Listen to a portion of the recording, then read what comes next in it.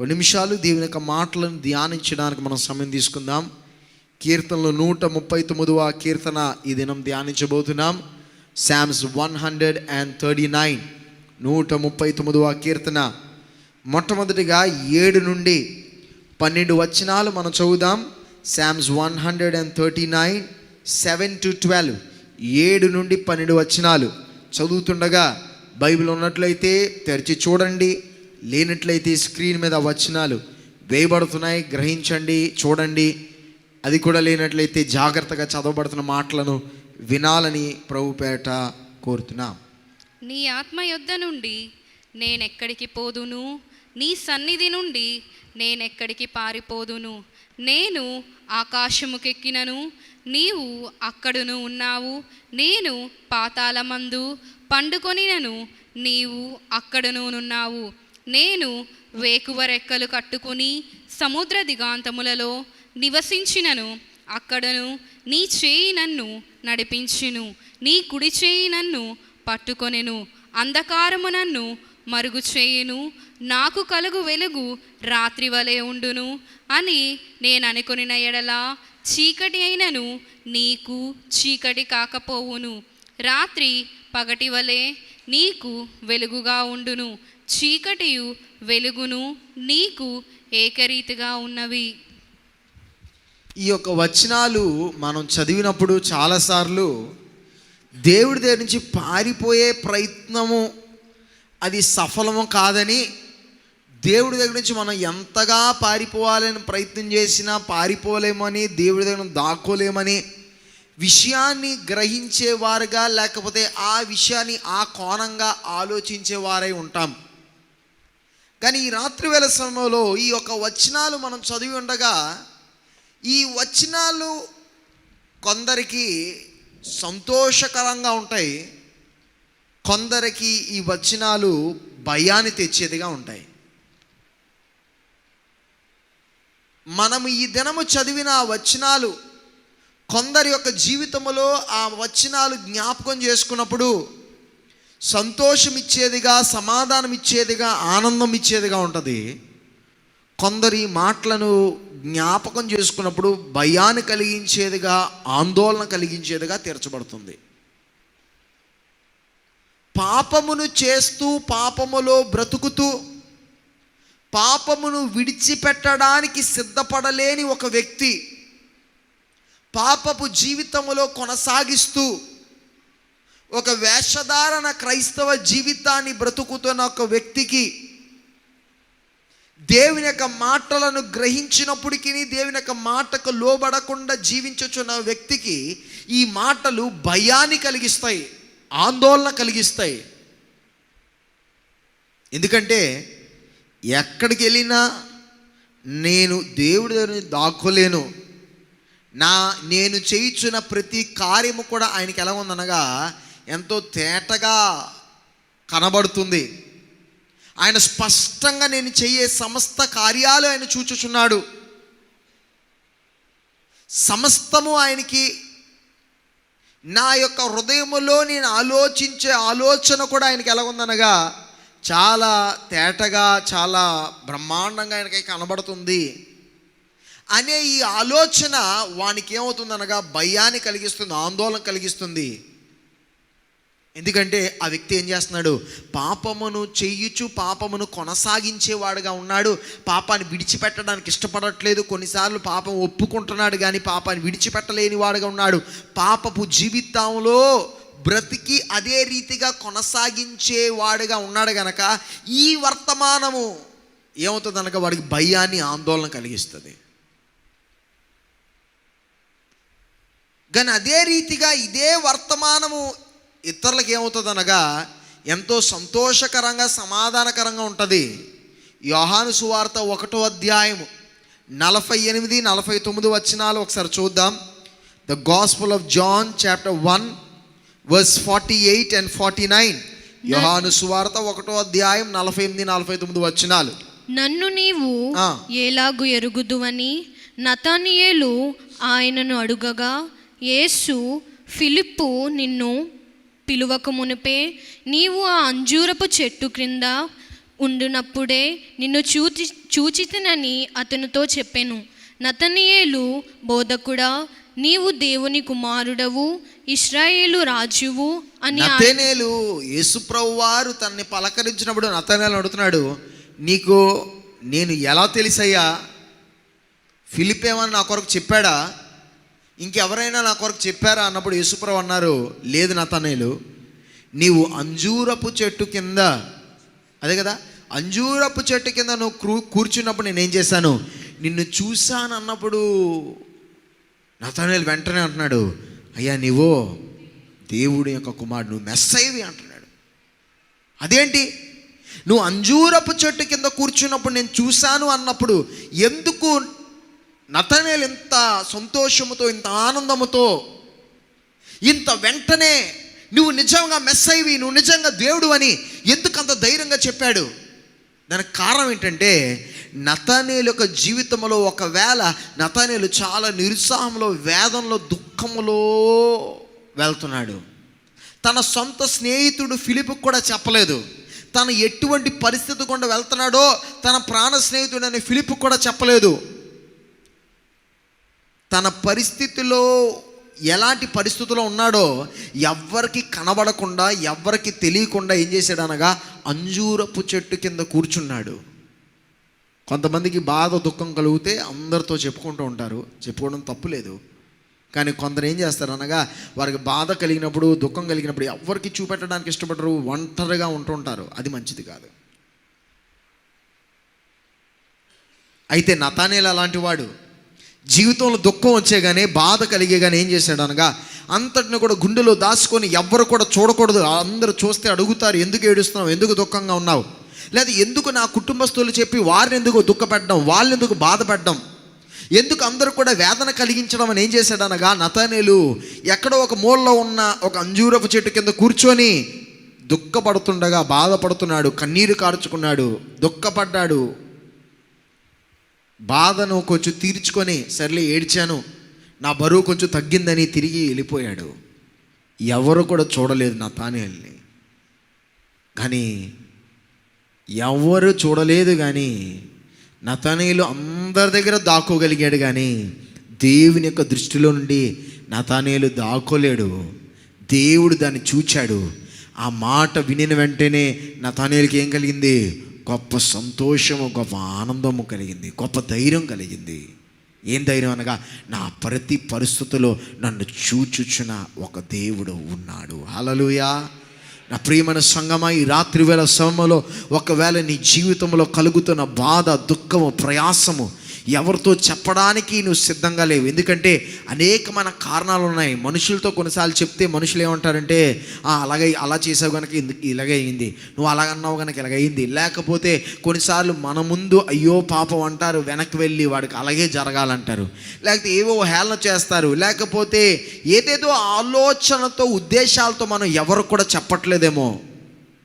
నీ బాధంతా కూడా నువ్వు హృదయంలో దాచుకున్నావు, నీ దుఃఖమంతా కూడా నీ గుండెలో దాచుకుంటున్నావు, నీ బరువు అంతా కూడా నువ్వు మోసుకొని ముందుకు వెళ్తున్నావు. నీ సొంత కుటుంబంతో కూడా చెప్పట్లేదు. ఎందుకంటే వారిని ఇంకా ఎంతకాలం బాధపడతానని నీ బరువు నువ్వే మోస్తున్నావు, నువ్వు దుఃఖము నువ్వే భరించుకొని వెళ్తున్నట్లయితే ఈ రాత్రి వేళ సమయంలో నీ చుట్టాల దగ్గర నువ్వు దాయగలుగుతావు, నీ కుటుంబం దగ్గర నువ్వు దాయగలుగుతావు, నీతో పాటు నీ ఇంటిలో ఉన్న వారి దగ్గర దాయగలుగుతావు. కానీ నీ పరిస్థితులను చూచువాడు ఉన్నాడు. ఆయన నీ హృదయంలో జరుగుతున్న ప్రతి పరిస్థితిని గమనించిన వాడు మన ప్రభు అయిన యేసుక్రీస్తు వాడై ఉన్నాడు. ఆయన దగ్గర నుంచి ఈ లోకమైన ఏ కార్యమును కూడా దాచి పెట్టలేము. దాన్ని బట్టి మనం ఏం చేయాలనగా సంతోషించిన వారై తెరచబడాలి. హల్లెలూయా, హల్లెలూయా. అననీయ సఫీరాలు ఏం చేశారండి? వారు దేవుని దగ్గర నుంచి దొంగిలించారు. వారితో అపోస్తలైన పేతురు గారు అడిగారు, అననీయ, సఫీరా, దేవుని యొక్క ఆత్మను మోసపరచుదాం అనుకున్నారా? నాకు తెలీదు.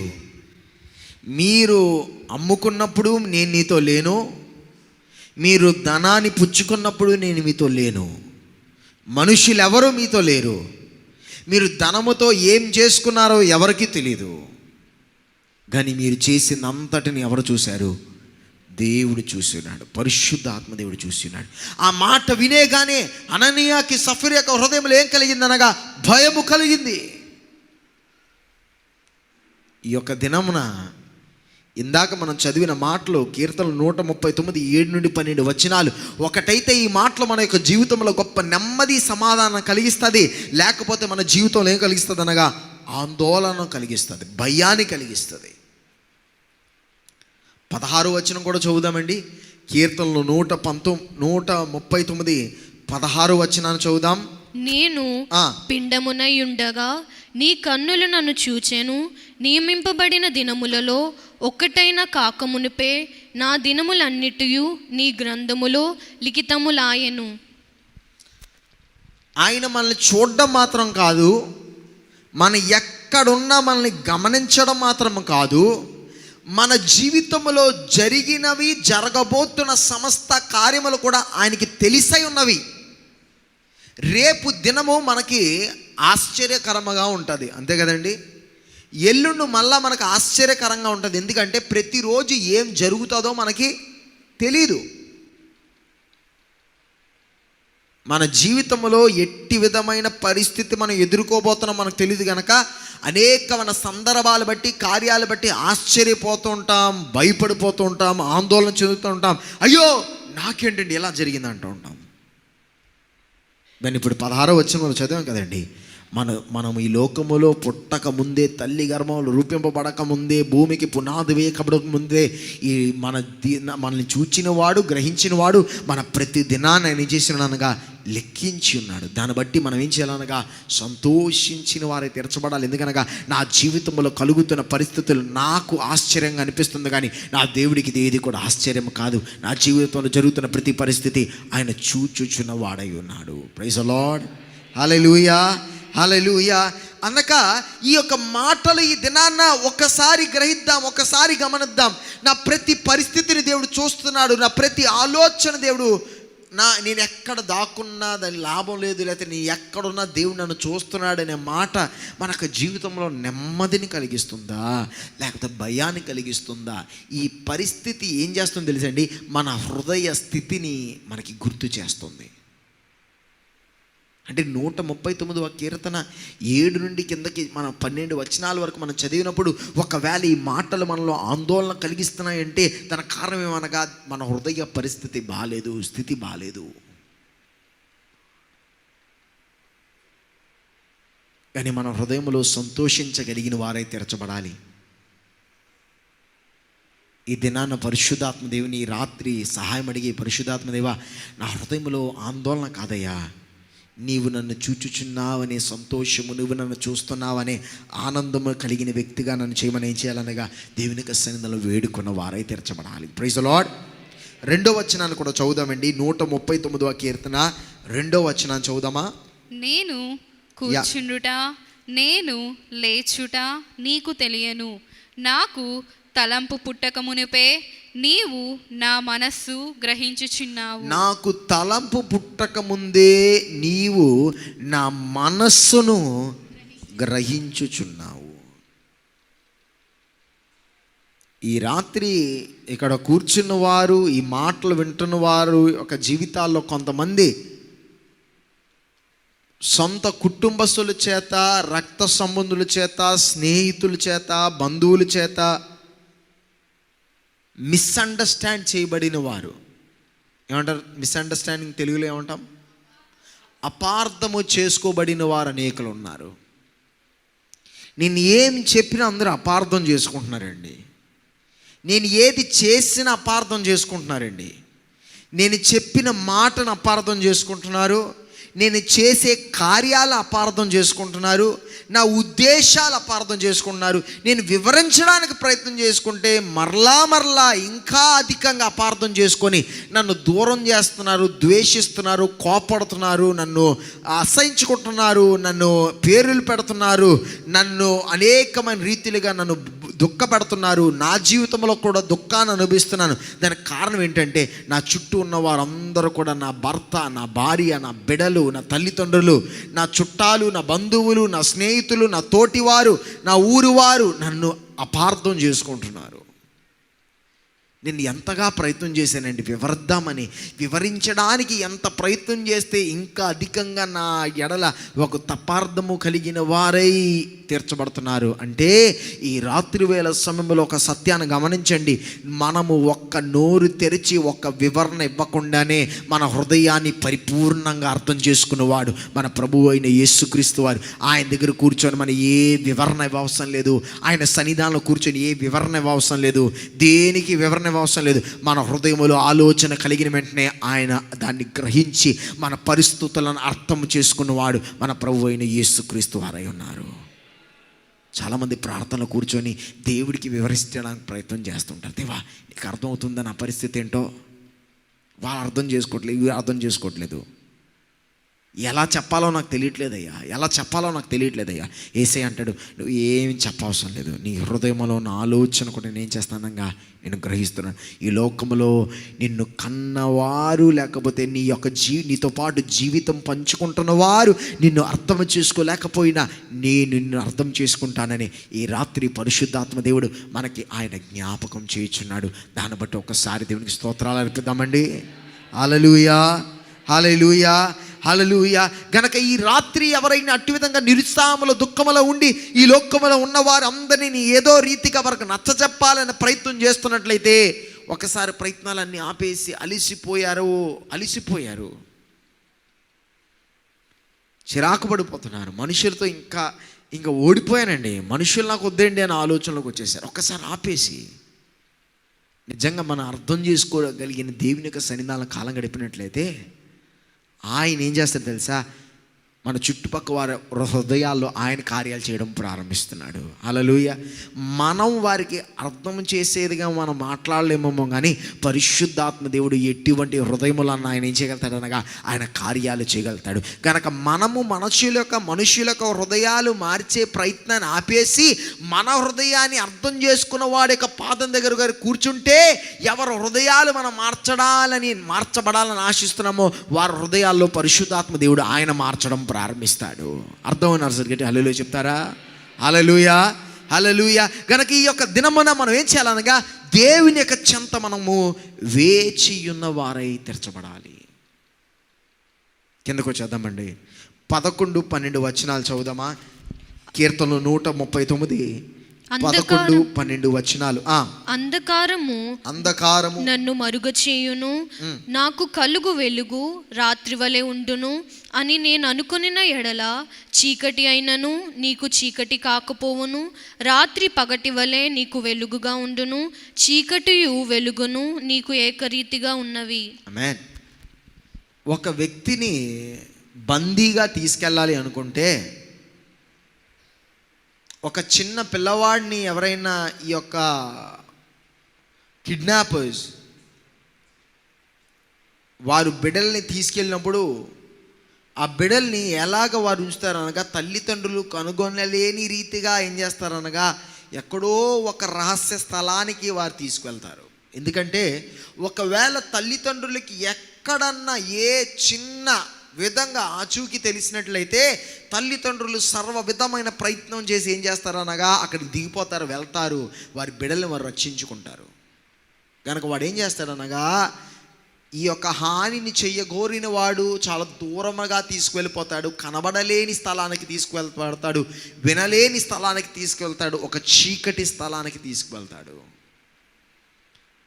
ఆత్మీయ జీవితంలో కూడా దుష్టుడైన అపవాది మనల్ని ఏం చేస్తాడో తెలుసండి?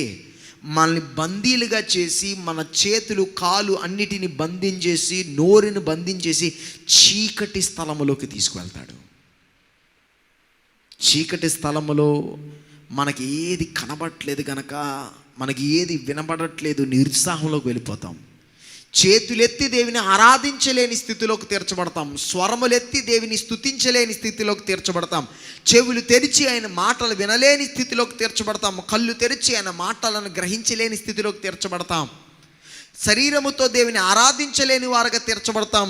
మనస్సంతా కూడా వేదంతో, దుఃఖముతో, నిరుత్సాహంతో నిండబడిన వారై తీర్చబడతాం.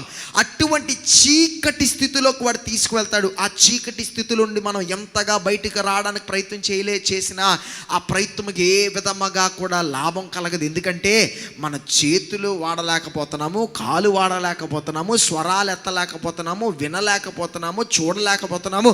మరి ఎలాగ బయటకు పడగలుగుతాం? ప్రార్థించాలి అని ఆశ అయితే ఉందా కానీ ప్రార్థించలేని స్థితిలో ఉన్నాం. స్వరములెత్తి ఆరాధించాలని ఆశ ఉంది కానీ దేవునికి సన్నిధానంకి వచ్చుచున్నామే కానీ స్వరములెత్తి దేవుని ఆరాధించలేని స్థితిలో ఉన్నాం.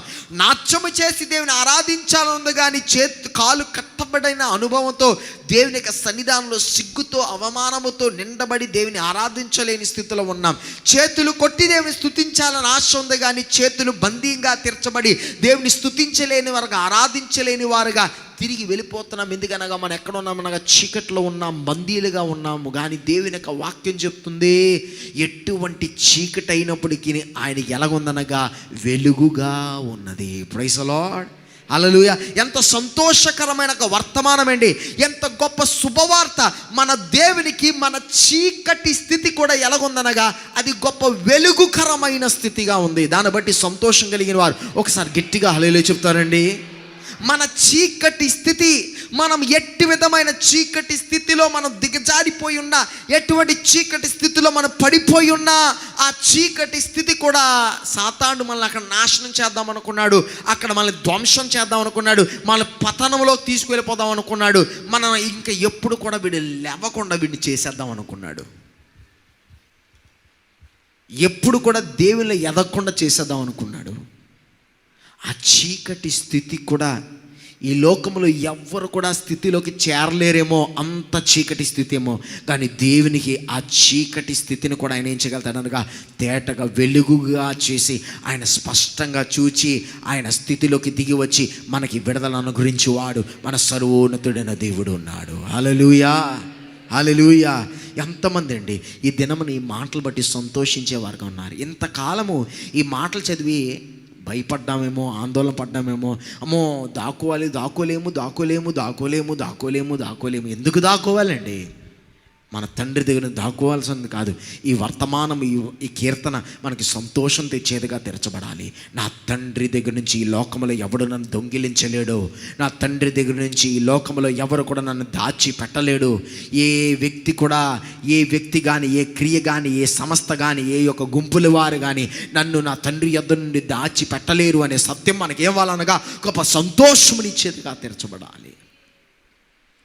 ఈ చీకటి స్థితిలో కూడా నా తండ్రి దగ్గర నుంచి నేను దూరం అవ్వట్లేదు.